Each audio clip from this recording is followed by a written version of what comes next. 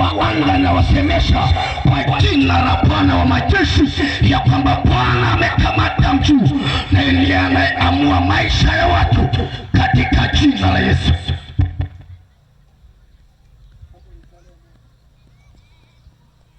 Haleluya.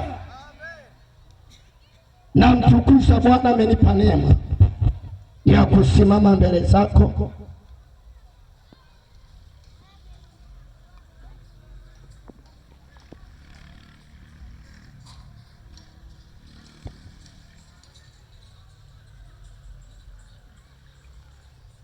Bwana amenipa neema ya kusimama mbele yako.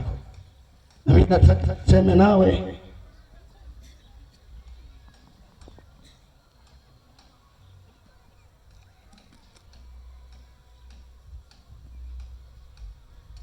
kwa habari ya neno la Mungu. Sasa majina yangu naitwa Steven Michael,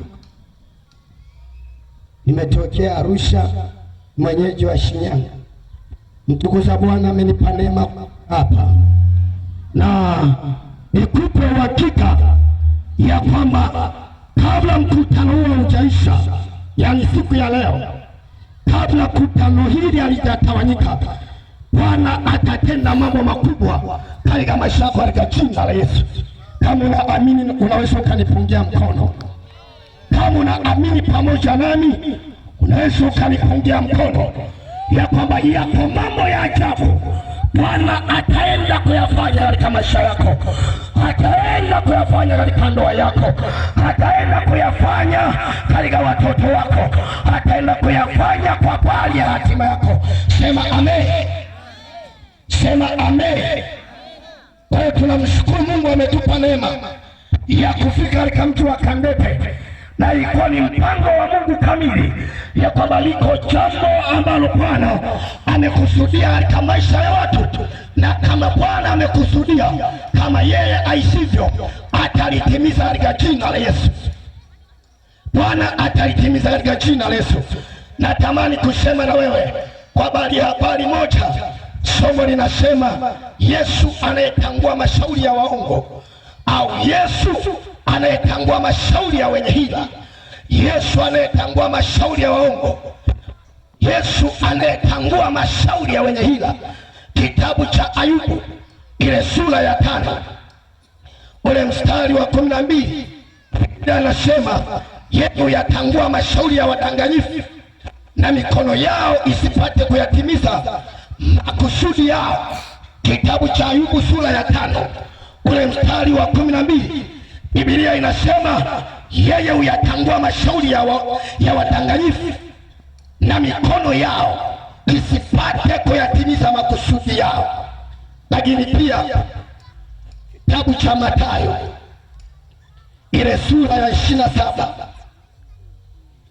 sura ya 27 ule mstari wa 45.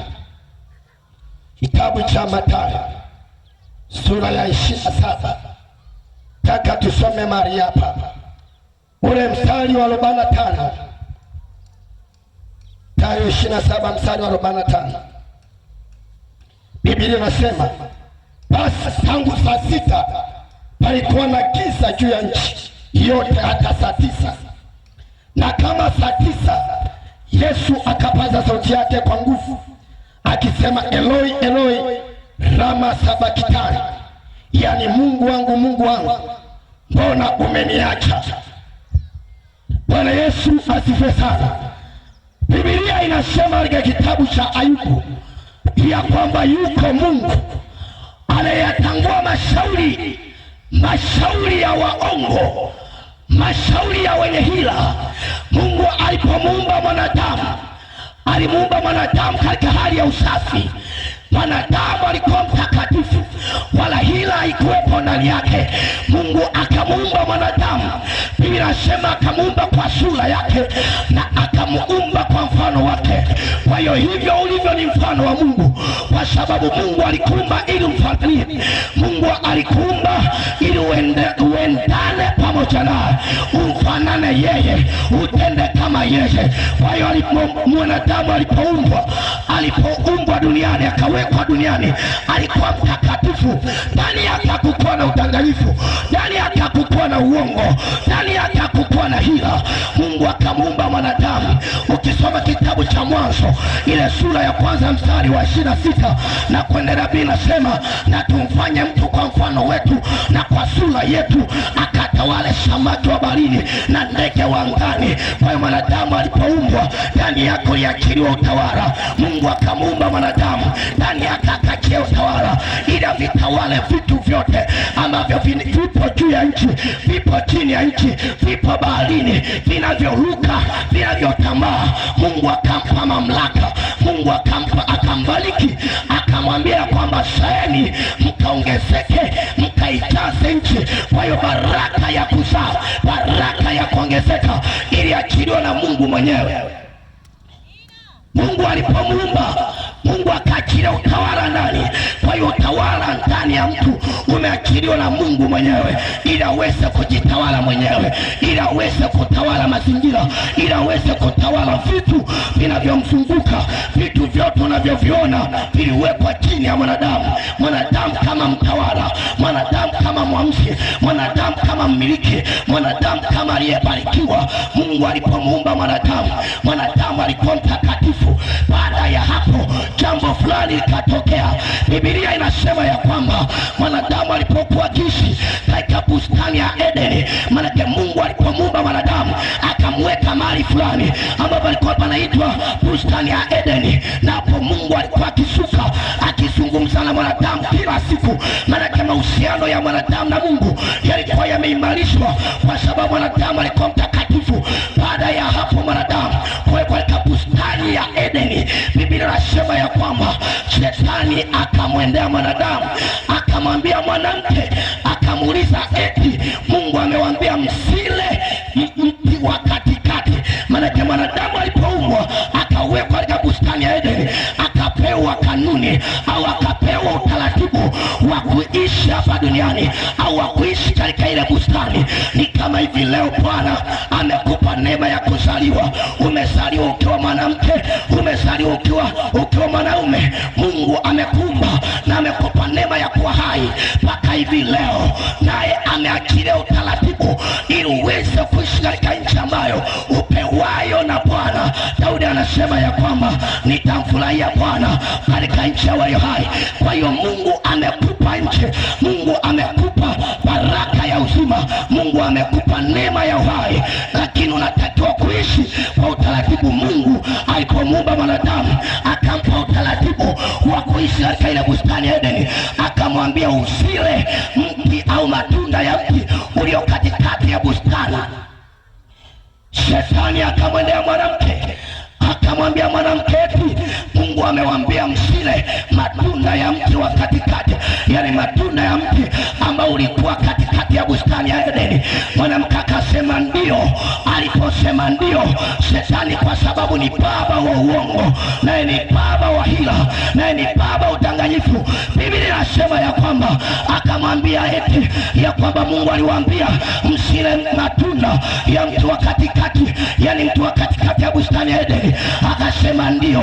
Akawambia hakika yenu mtakapokula ule mti mtafanana na Mungu. Kumbuka Mungu tayari alikuwa amemuumba mwanadamu kwa sura na kwa mfano wa Mungu, lakini kwa sababu Shetani ni baba wa uongo akamdanganya mwanadamu, akamwambia mwanadamu hakika yako utakapokula yale matunda ya mti wa katikati ya bustani ya Edeni utaanza kufanana na Mungu. Mwanamke kwa sababu akautazama ule mti kwa tamaa nyingi, akauangalia, wafaa kwa chakula, wafaa kwa mwonekano. Ni kama hivi leo wanawake wanapenda vitu vizuri, wanapenda mapambo mengi.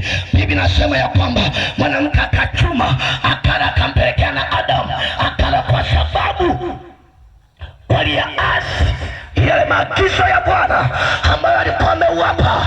Biblia inasema ya kwamba Mungu akawafukuza katika bustani ya Edeni. Nataka kusema nini? Mwanadamu uliyepewa neema ya kuwa hai hata leo, uliyependelewa na Mungu ya kuwa mzima hata leo, Mungu anakutamani sana na anataka uishi kama ambavyo angetaka uishi. Mungu anataka uishi katika maisha ya utaratibu, katika maisha ya utakatifu,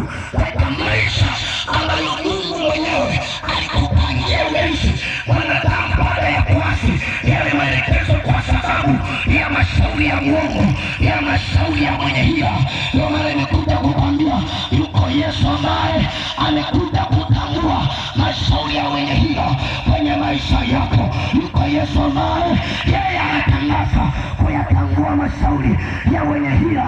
Biblia inasema katika kitabu cha Danieli, yeye ubadili majira na nyakati, yeye ubadili sheria, yeye ubadili utaratibu.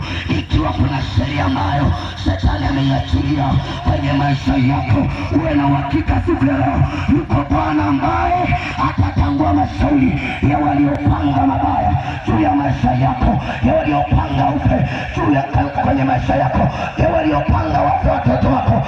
Sikia nikwambie, baada ya mwanadamu kuasi, akatolewa nje ya uwepo wa Bwana, akatolewa nje ya mpango wa Mungu, akatolewa nje ya kusudi la Mungu, akatolewa nje. Chanzo ni nini? Chanzo alikuwepo Shetani ambaye ni baba wa uongo. Biblia inasema ya kwamba Shetani yeye ni muongo na yeye ni baba wa uongo. Kwa hiyo mtu yeyote anayejiingiza katika hila, anayejiingiza katika uongo, anayejiingiza katika udanganyifu, tayari amekwisha kuhesabiwa katika fungu moja pamoja na Shetani. Haleluya, haleluya. Kama unanisikia, unaweza ukanipungia mkono, unaweza ukanipungia mkono, unaweza ukafanya zaidi hapo. Biblia inasema ya kwamba baada ya hapo ukapita muda mrefu, Mungu akiwa anaandaa mpango wa kumwokoa mwanadamu.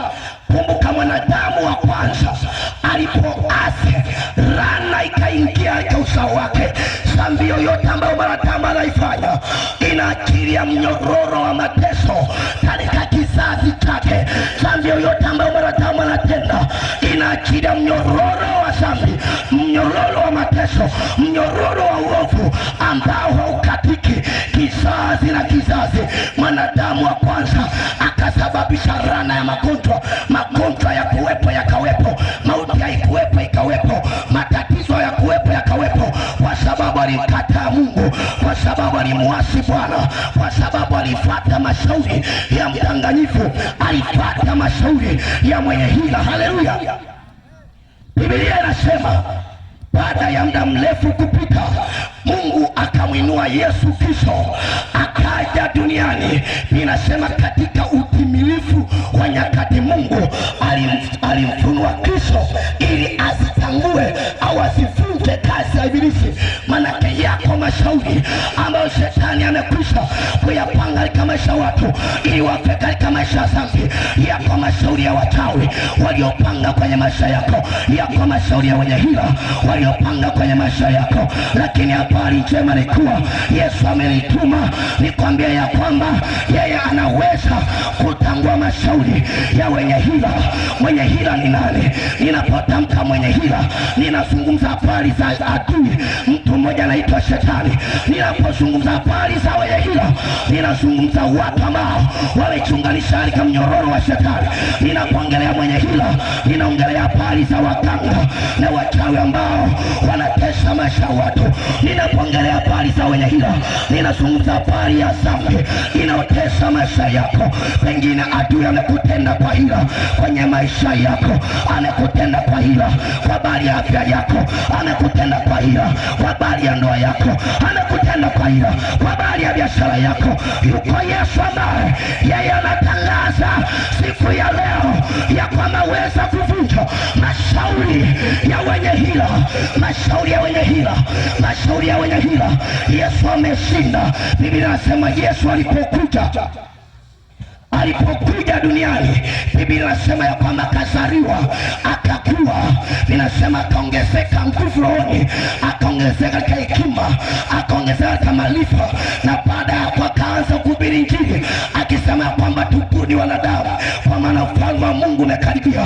Na baada ya kukamilisha kazi yake, Biblia inasema ya kwamba ili yatimizwe yote aliyoandikiwa katika Torati na manabii. Inasema ya kwamba akakamatwa na watu wenye hila.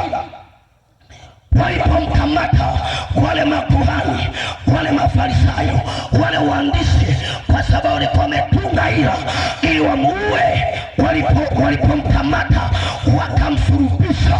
Walipomsurubisha wakampeleka msalabani.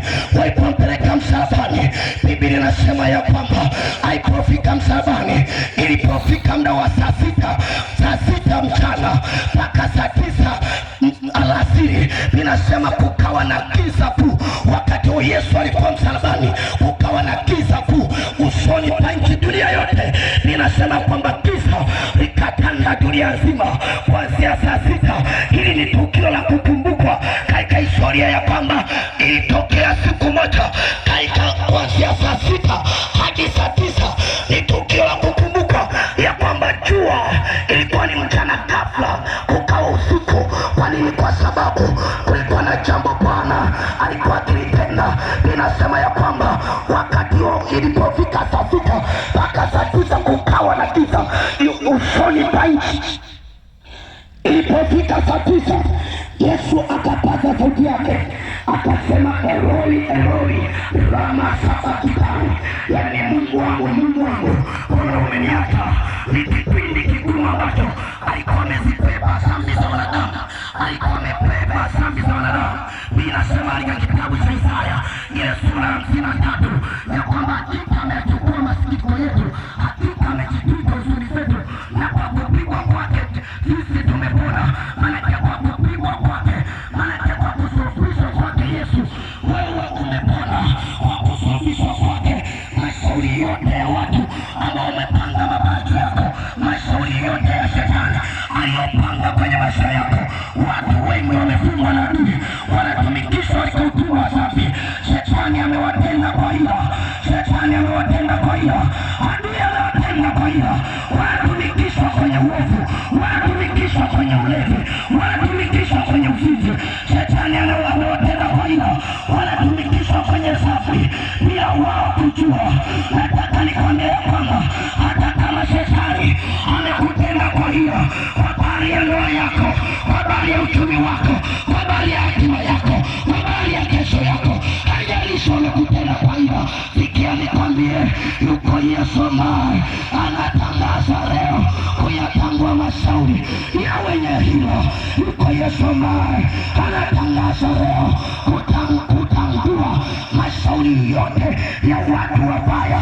Yuko Yesu ambaye yeye anatangaza kutangua mashauri yote ya shetani aliyopanga juu ya maisha yako. Haleluya, haleluya, haleluya, haleluya. Fanya zaidi hapo.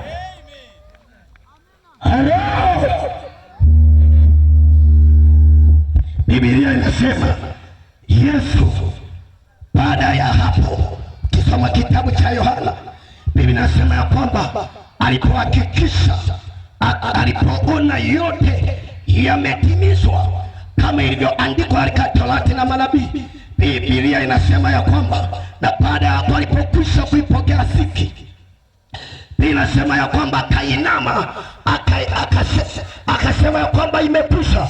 Na baada ya hapo akainama akaitoa roho yake.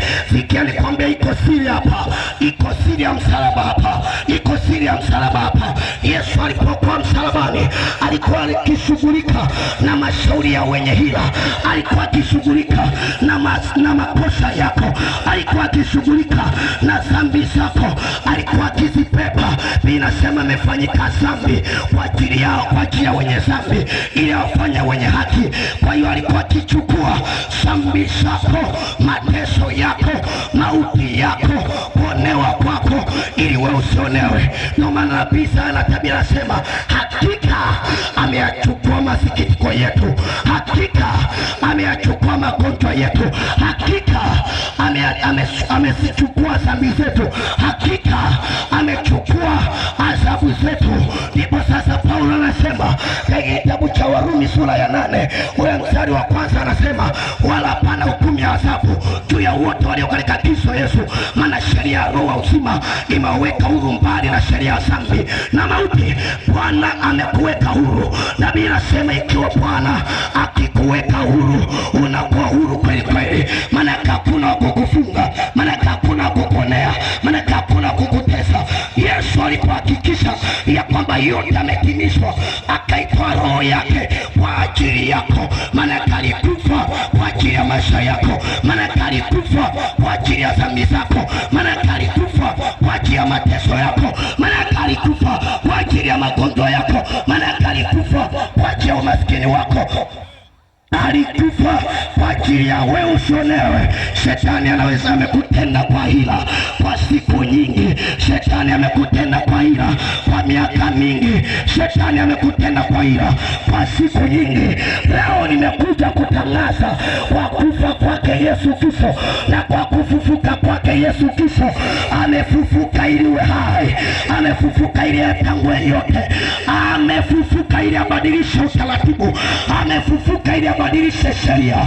Ziko sheria ambazo shetani ameziweka kwenye maisha yako, ziko sheria ambazo shetani ameziweka kwenye maisha yako.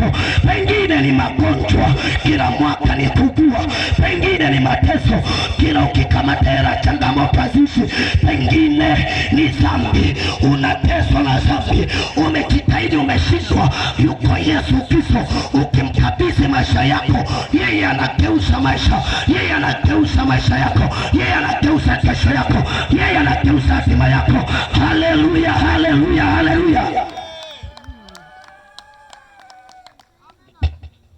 Wakati nilipokuwa nikiomba siku chache zilizopita, Bwana akawa anasema moyoni mwangu ya kwamba yeye anaweza kutangua mashauri ya wenye hila na kubadili taratibu za wafalme na kubadili kanuni za wakuu na kugeuza majira na nyakati na kugeuza taratibu. Sikia nikwambie, watu wengi wanatembea leo, lakini tayari maisha yao yamekwisha kuibiwa. Hata hawawezi kujiokoa, hawawezi wakaikataa dhambi. Kwa nini? Kwa sababu maisha yao yameshaibiwa, kesho yao imeshaibiwa, hatima zao zishaibiwa, afya zao zishaibiwa. Yesu yupo leo kwa sababu ameshinda kifo na kaburi, ameshinda kaburi, ameshinda kifo, ameshinda mauti. Na leo anatangaza ya kwamba yupo leo ili kuyatangua mashauri ya wenye hila na kugeuza makusudi yao. Ayubu anasema ya kwamba yeye huyatangua mashauri ya wenye hila. Shetani amekutenda kwa hila, ndio maana kila siku nalewa. Shetani amekutenda kwa hila, ndio maana hujali ndoa yako tena. Shetani amekutenda kwa hila, ndio maana unakana magonjwa kwa miaka mingi. Shetani amekutenda kwa hila, ndio maana unatumikishwa na dhambi vya kutosha. Shetani amekutenda kwa hila. Sikia nikwambie, Yesu leo anatangaza habari za kuwekwa huru, anatangaza habari za kuwekwa huru, anatangaza habari za kutangua mashauri ya wenye hila. Watu wengi hatima zao zimeibiwa, wanatembea hatima zao zishaibiwa, maisha yao yameshachukuliwa, afya zao zishachukuliwa, ndoa zao zishaibiwa. Shetani amewatenda kwa hila, wakuu wa giza wamewatenda kwa hila, wachawi wamewatenda kwa hila. Sikia nikwambia, habari njema ilikuwa Yesu anatangaza, haijalishi wachawi wamekutenda kwa hila, haijalishi waganga wamekutenda kwa hila, wakaiba maisha yako, wakaiba hatima yako, wakaiba kesho yako, wakaiba watoto wako, wakaiba elimu za watoto wako, wakaiba chochote. Leo lazima Bwana tende jambo kwenye maisha yako. Jambo litatendeka leo kwenye maisha yako, na utajua ya kwamba Yesu anatawala, Yesu anatawala. Jambo litatokea kwenye maisha yako. Kwa nini? Kwa sababu yuko Yesu ambaye hubadili kanuni, hubadili taratibu, hubadili sheria. Sikia nikwambie, katika ulimwengu wa roho wanaweza kukucholea mstari wakasema kwamba utavuka huu mstari kiuchumi. Katika ulimwengu wa roho wanaweza kukucholea mstari wakasema ya kwamba utaishi maisha ulevi miaka yote.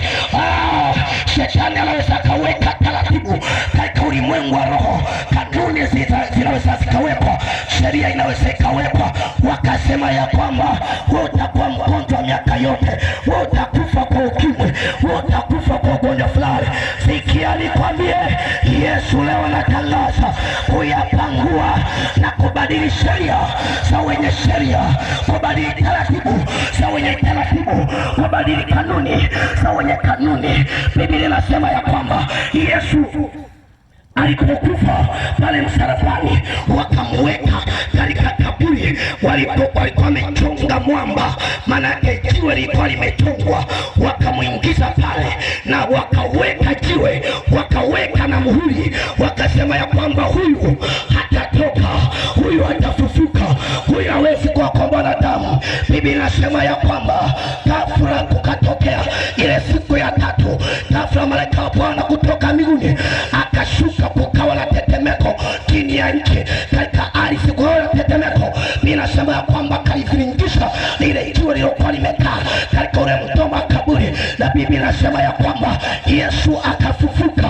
na leo yuko hai.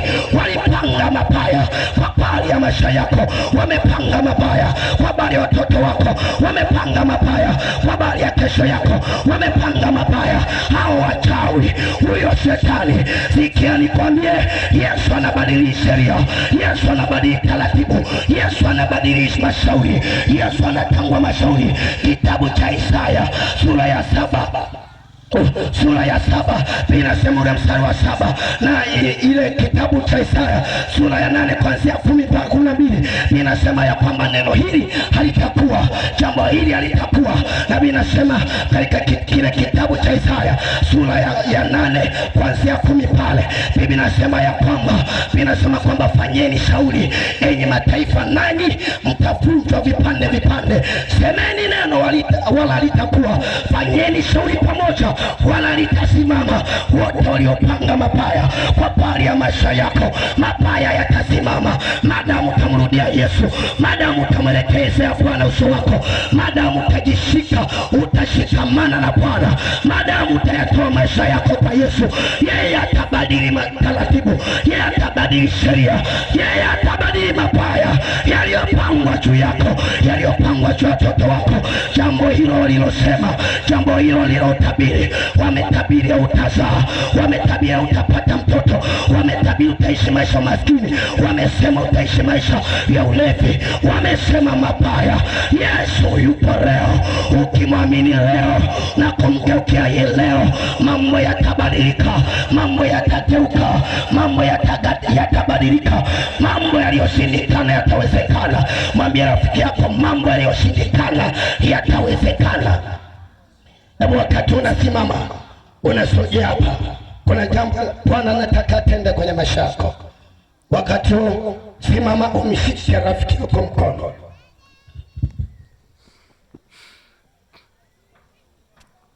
Simama umshike rafiki yako, mshike rafiki yako mmoja, shika mkono rafiki yako mmoja, shika mkono rafiki yako mmoja,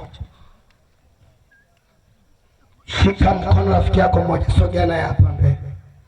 Unatusikia kutoka kwa mbali, naweza ukasogea mahali hapa.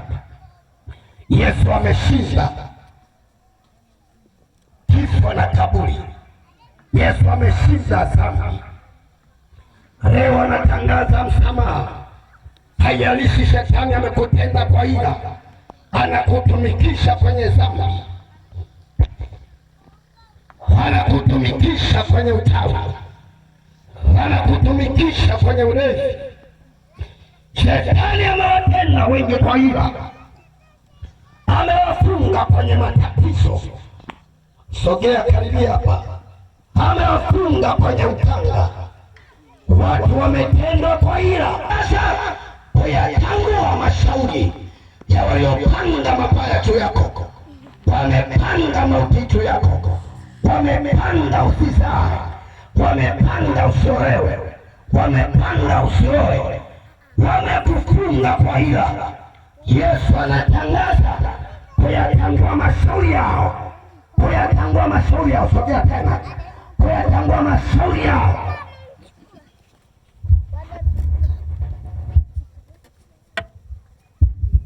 Biblia inasema ya kwamba kila mwamini Yesu Kristo, kila mwamini Yesu Kristo anao msamaha wa dhambi, anao msamaha wa dhambi. Kabla hatujaondoka hapa duniani, unatakiwa kukumbuka ya kwamba tuko hapa kwa muda. Japokuwa tuko hapa kwa muda, unatakiwa kuelewa yako maisha baada ya kifo. Biblia inasema heri wafu wafao katika Kristo Yesu wapate kupumzika baada ya taabu zao. Heri wafu wafao, maana hawa wameishi maisha ya ushindi na utakatifu. Shetani amewatenda wengi wa hila, amewatanganya kwa sababu ni baba wa uongo. Wengi wanatumika katika uchawi, wanafanya usambi za kila namna, wamemwacha Mungu na kumsahau Mungu. Inasema mkumbuke Mungu siku za ujana wako, kabla zijaja siku zizo mbaya, utakaposema sina furaha. Unayajua maisha yako, hata kama unasikia kutoka kwa mali.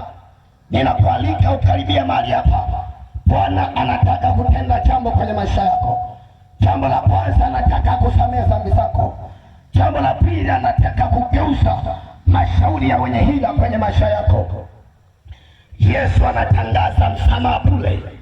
Inasema kila amwaminie Yesu anao uzima wa milele. Kila amwaminie Kristo Yesu tayari ana uzima wa milele. Je, una uhakika wa kwenda mbinguni? Je, una uhakika wa kumlaki Bwana? Inasema iweni tayari mkeshe, kwa kuwa hamjui saa wala siku atakapokuja mwana wa Adamu. Bwana amekupa muda, lakini umesahau. Umejali mambo yasiyokuwa na maana, umejali habari za fedha, umejali habari za urembo, ukamsahau Mungu wako, ukamwacha Bwana, ukamkimbia Bwana. Inasema nikaribieni mimi nami nitawakaribia. Una uhakika Bwana akija sasa, je, waweza kwenda naye? Je, waweza kwenda naye?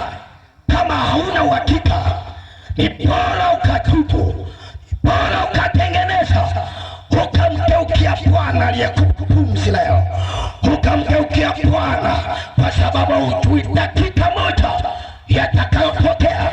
Leo kusudi unapotoka katika mkutano huu, utoke ukiwa na Yesu, utoke ukiwa umepatana naye, utoke ukiwa na ushindi wa dhambi, utoke ukiwa na uhakika wa kumlaki Bwana.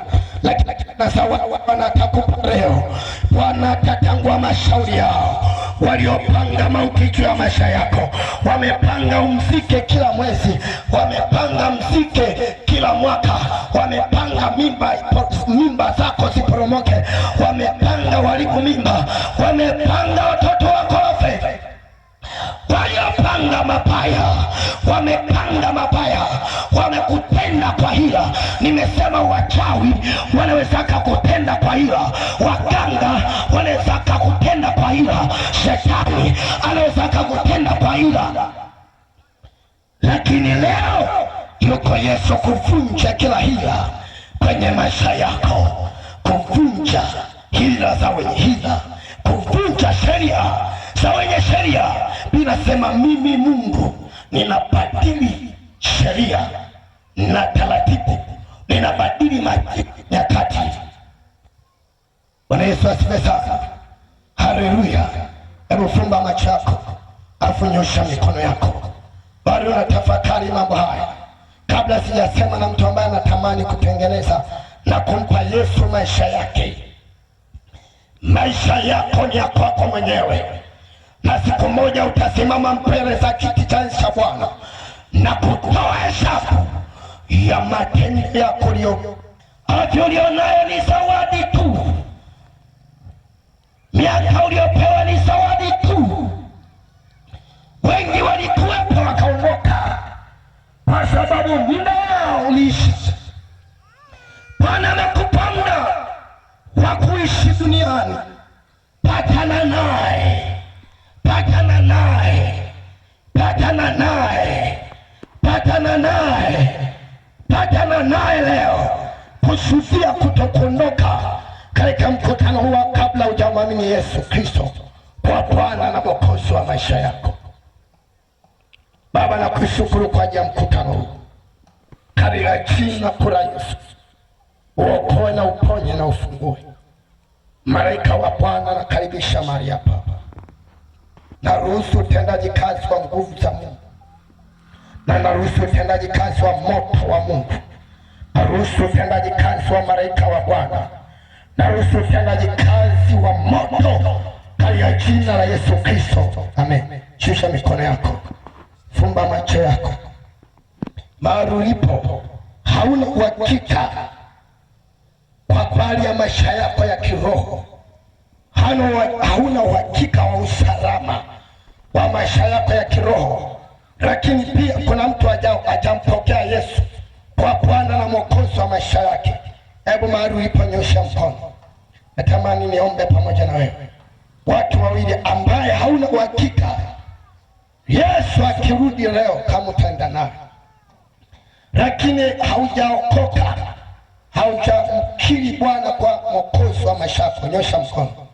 Hayo makundi mawili nataka niombe na wewe. Nyosha mkono, usiogope. Nyosha mkono. Nyosha mkono. Nyosha mkono. Nyosha mkono. Saidie. Nitaomba sogeze hapa kama umenyosha mkono. Wewe ambao unataka kupatana na Yesu, wengine tusogee nyuma kidogo.